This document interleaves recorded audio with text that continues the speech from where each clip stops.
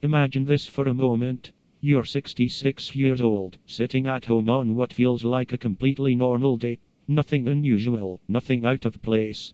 Then suddenly, there's a knock at the door.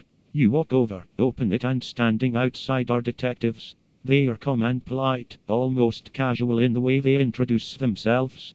But what you don't realize is that they didn't arrive by coincidence. They are there because of something that happened online.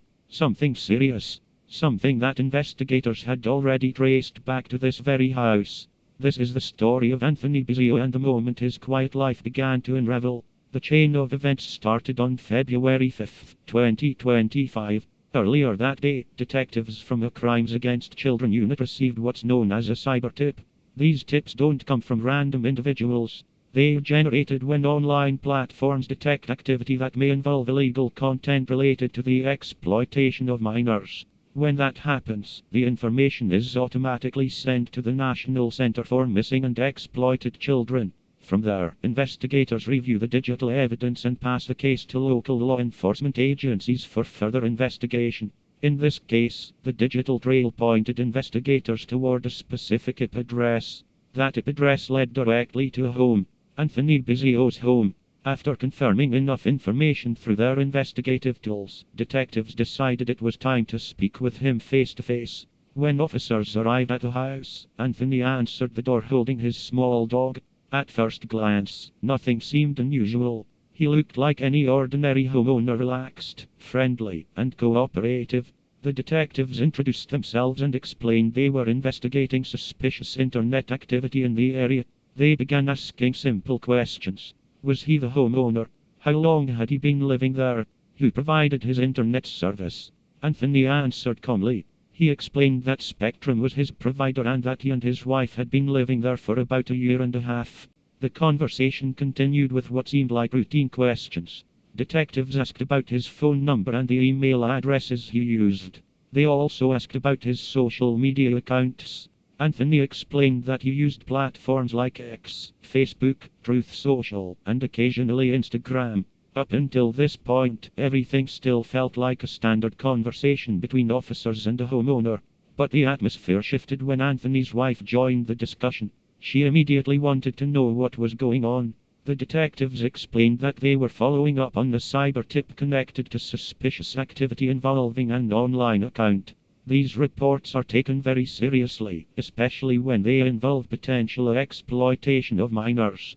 As the conversation continued, Anthony began to appear increasingly uncomfortable. Detectives then showed him a report tied to a specific email address connected to the investigation. When they asked if he recognized it, Anthony hesitated. He said the email looked familiar but claimed he couldn't clearly remember using it.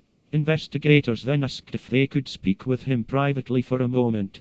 Anthony declined. His wife insisted on remaining present, saying she wanted to hear exactly what the situation was about. So the detectives continued the conversation with both of them there. The next step in the investigation was more direct.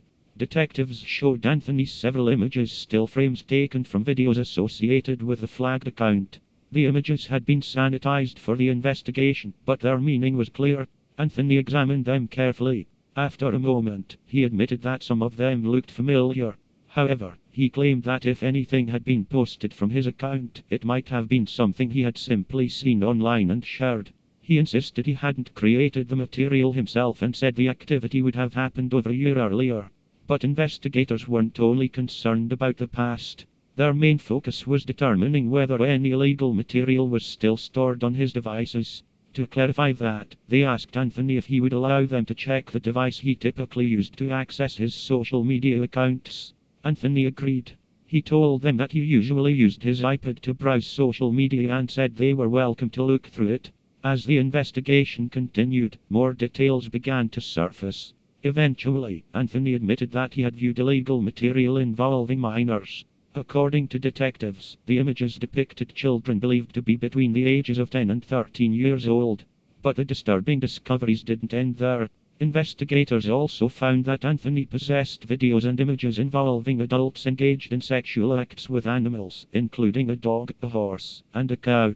Following the investigation, Anthony Bizio later turned himself in at the Pasco County Jail on February 5, 2025. He now faces 3 charges related to the possession of child exploitation material, along with 12 additional charges involving sexual activity with animals. Cases like this highlight something important about the digital world we live in today. Every action online leaves a trail, and sometimes that trail leads investigators directly to someone's front door.